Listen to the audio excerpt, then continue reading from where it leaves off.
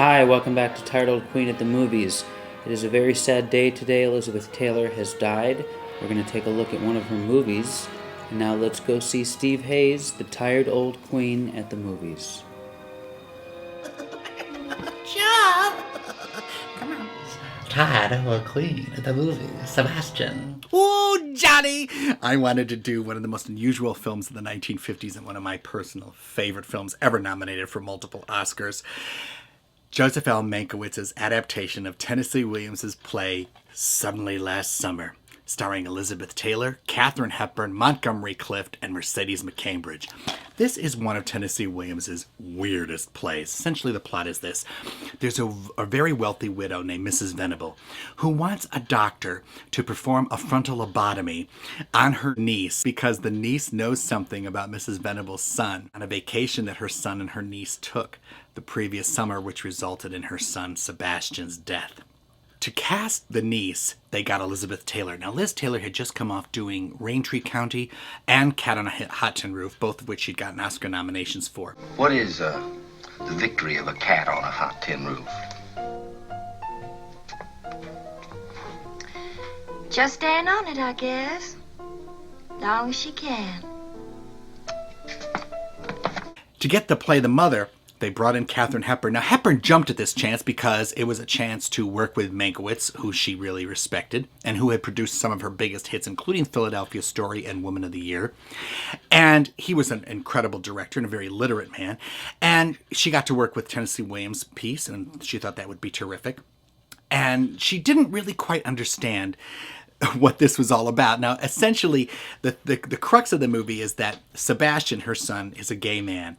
And he has been going on these trips to exotic locales with his mother for years because his mother was very beautiful and she was very erudite. And she attracted a certain amount of men, and he could take his pick of what men she wanted. We were decoys. Decoys? For Sebastian, he used us as bait.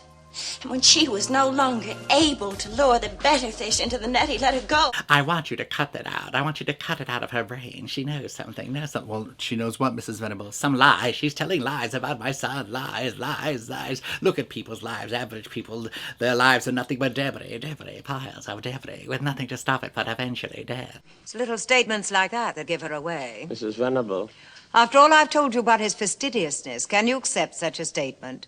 That Sebastian would go every day to some dirty, free public beach near a harbor? She has these wonderful... I don't think there's ever been anyone who spoke Williams's lines as beautifully and eloquently as Katharine Hepburn did. She had just the right intonation, just the right phrasing for Tennessee Williams. But as I said, she really didn't comprehend what it was about. And then when she saw the rushes, she saw that in order to make her evil and more mad, Mankiewicz was shooting her without a filter on the camera, so you were seeing her age spots and her lines and her neck, which she hated showing her neck, and she hit the ceiling, but there was nothing she could do. It had already started. Sebastian always said, life steals everything. Elizabeth Taylor wouldn't do this movie unless they cast Montgomery Clift as the doctor. Now, as I said before earlier when we did A Place in the Sun, Monty Clift, after he had that accident in which Elizabeth Taylor had saved him out of the car wreck that he was in, he was never right again. He got addicted to painkillers, and he was a mess. He couldn't remember his lines. He was all over the place. Your beautiful blue, frightened eyes. Why are they so frightened? Do you need help? Do you want help from me? And it drove Mankiewicz and the producer absolutely crazy. And they were really quite mean to him. So mean, in fact, that at the end of the shooting, Katharine Hepburn walked up to Mankiewicz and said, "Do I have to shoot any more on this picture?" And he said, "Well, no, Kate. Are you sure? No retakes at all on this picture?" And he said, "Well, no, Kate. I think we're all done." And she spat in his face and walked out of his office and never spoke to him again because of the way he treated Monty Clift. What did really happen?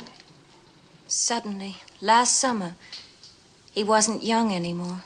It's charismatic, it's absolutely star powerful, and it's unforgettable. Elizabeth Taylor, Katharine Hepburn, Montgomery Clift, and Mercedes McCambridge in Joseph L. Mankiewicz's Suddenly Last Summer. Let's all go to the lobby. We'll fly north, little bird. That's what he called me sometimes. Little bird. walk under those radiant